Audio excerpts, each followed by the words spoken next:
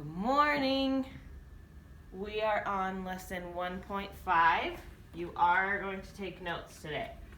So 1.5, and this is building on 1.4's lesson. So distributive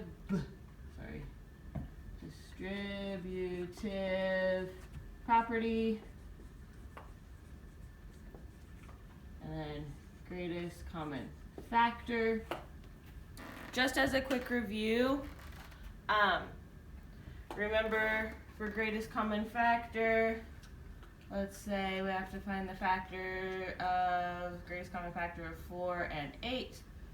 The factors are 1 and 4 and also 2. 1 and 8, 2 and 4. Circle all the ones that they have in common. The greatest common factor would be number 4. That was just a quick review. This is applying it to story problems. Okay? This is how you find greatest common factor. We need to remember how to do it in distributive property. So the original number sentence would be 4 plus 8. Remember that we need to draw our new number sentence. What do we put here? Our greatest common factor, which is 4. And then we have to find the partner. 4 times what got us to 4? Its partner was 1. 4 times what got us to 8? 8's partner, no, that's wrong. 4 times what got us to 8? It's 2. Yes. All right. We are taking this and applying it to story problems. Let's look in our book. Still volume 1, page 33, and we're starting with number 2. Okay, I'm actually going to erase this, and we'll start with number 2. Patricia is separating 16 soccer cards, 16 soccer cards, and 22 baseball cards into groups. Each group will have the same number of cards, and each group will only have one kind of sport in the group. So you are answering 3 questions. What is the greatest amount of cards that can be in each group? And how many soccer ones and how many baseball groups will you have? So let's put this into distributive property. Okay? It doesn't tell you to put a addition sign, but whatever. 16 and 22. My factors are 1 and 16, 2 and 8, and also 4 times 4. Factors of 22.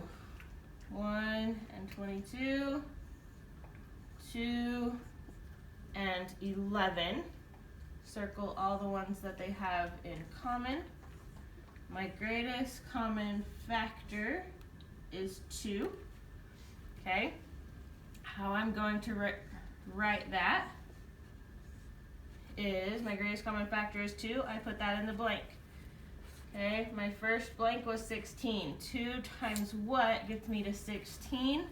That was 8. 2 times what got me to 22? That is 11. Everything that you have right here answers the 3 questions. Okay? How many or how much is the largest group you can make? How many in a group? I'm going to put that in here. How many in a group? Your answer is your greatest common factor. So, how many in a group? The answer would be 2. Okay? The other question is, how many groups are there?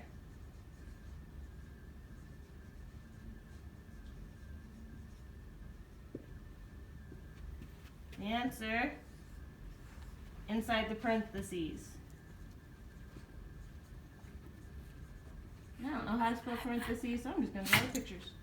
Okay? So that was the number of soccer cards. So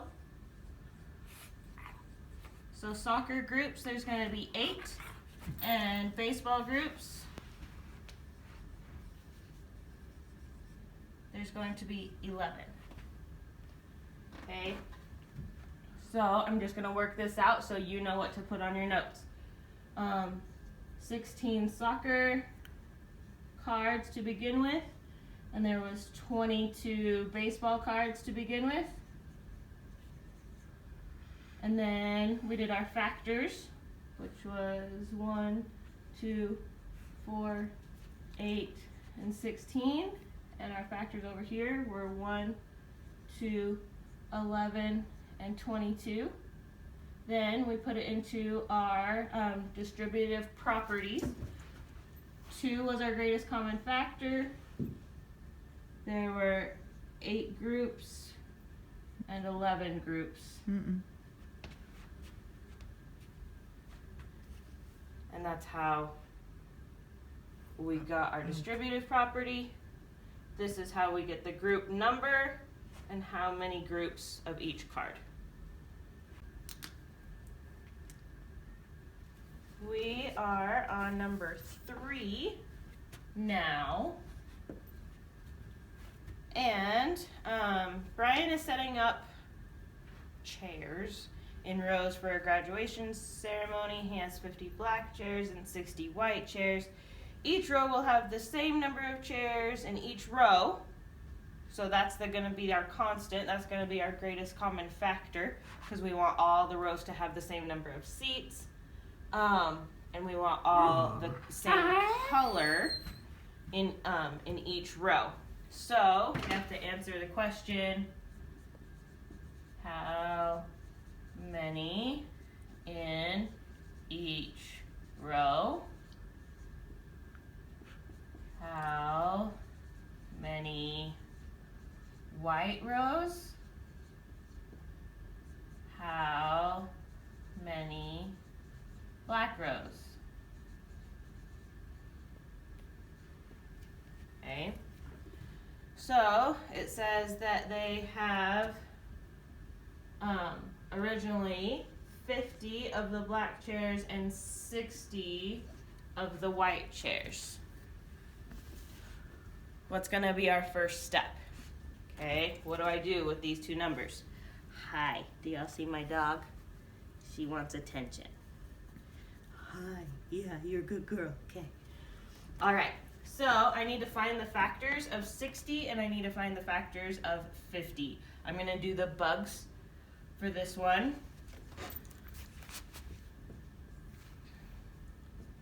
1 and 60, 2 and 30, 3 and 20, 4 and 15,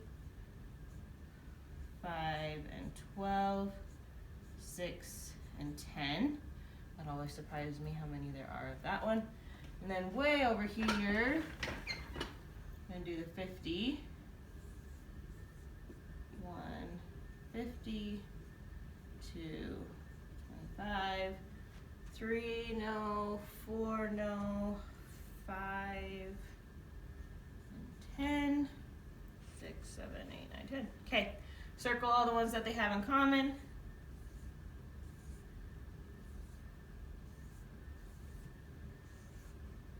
Okay, our greatest common factor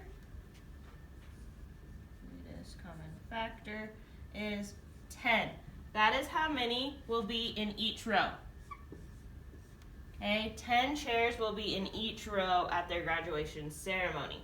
Okay, now we need to think how many rows will there be if there's 10 in each. Okay, originally we had 60 chairs, and if we are putting them into rows of 10, how many rows of 10 will there be? There will be 6 rows of 10. Okay? How many black chairs will there be? If there's 50 chairs total and you're putting them in groups of 10, there will be 5. Okay? That looks a little bit different, but it's exactly like this. What was our greatest common factor? Our greatest common factor was 10. Our original numbers were 60 and 50. 10 times what gets me to 60? 6. 10 times what gets me to 50? Right there. I just put it in a different setup. Hopefully that one made a little bit more sense to you. It applies more to real life. We are now on number 4 in your book. Remember, you can always put these on your notes over there as examples. Okay? Number 4 is a guy working in a grocery store. He has 18 teaspoons of cinnamon, and he has 30 teaspoons of nutmeg. Like nutmeg. And he needs to know how many teaspoons he can put into each of the bags, and that has to be the same. So, how many teaspoons in each bag? How many bags of cinnamon?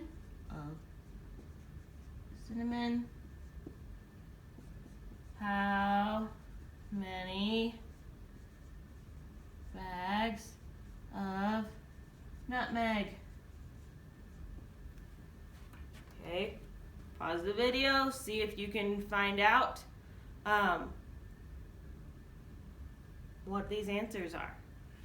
Okay, where do we start? What's our first step? I have 2 numbers up there, 18 and 30. I need to do the factors. 1 and 18, 2 and 9, 3 and 6. 4 does not go into it, 5 does not go into it, and then I hit 6. Okay, 30.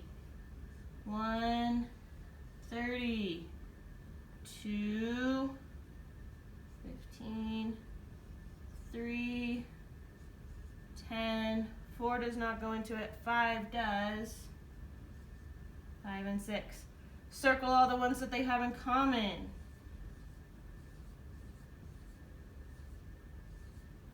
Cool. Our greatest common factor is 6. That is how many teaspoons he can put in each bag so that they are all equal. Okay?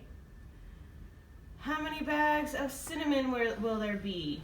6 times the number of bags equals 18.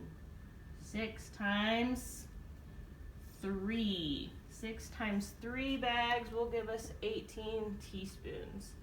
How many bags of nutmeg? Remember, we're trying to get to the number 30. There's 6 teaspoons in each bag. There's 6 times something will get us to 30. That is 5 bags. Hopefully you did get that. If you want to know how many bags there's going to be total, you can add up those 2 things. So if your mom's going to the store and she wants to know how many Ziploc baggies she needs to bring for all of this, you would just add those together and it would be 8 bags. All right, now you're on to your homework. You're going to do number 1 at the bottom. You're going to answer all 3 questions exactly like we have been doing. That's nothing different. The back. I am going to do number 3 on the board with you to show you exactly how I want you to do number 1, 2, and 4 by yourself. Okay, so I am doing number 3. I am modeling it so that you can do it correctly. It says 15 cars and it says 20 trucks.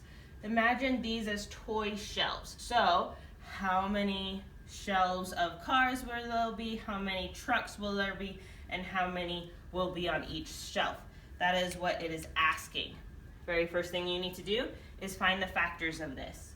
So 1, 15, 2 does not go into it, 3 does go into it, 3 and 5. Those are my factors, okay? Of 20, I have 1 and I have 20, 2 and 10, 4 and 5.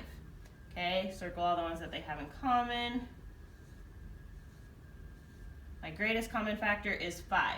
You need to write 5 in the boxes.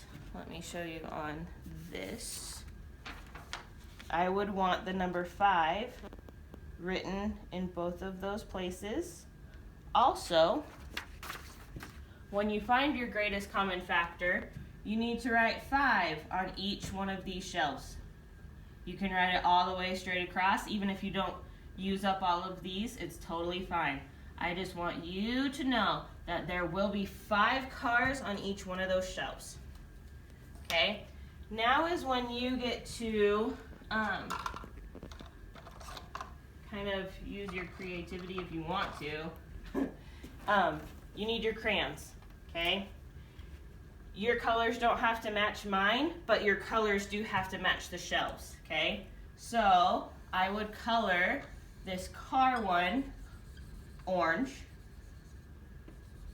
okay? And I would color this truck one teal.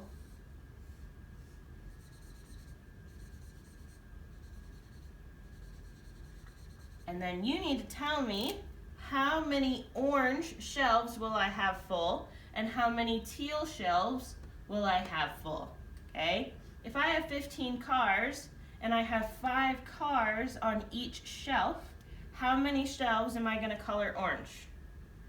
5 times what gets me to 15? The answer is 3. You don't have to write that answer anywhere. You have to color that answer. So I need to have 3 shelves colored saying that there are 3 shelves of cars that are full of 5 cars each. Okay? With trucks, I have 20 trucks total. Each shelf has 5. How many shelves will I color teal to fill up my shelves? 5 times something gets me 20. The answer is 4. So I'm going to color in 4 shelves of teal. Remember, your colors do not have to match mine. You can do different colors for every question. The number 1, 2, and 4 that you have to do on your own. Okay? And then you leave these blank. Okay? Those are going to be empty shelves that you don't use. Alright? So remember, you're doing number 1, 2, and 4 by yourself, and don't forget to do number 1 on the front. Have an awesome day.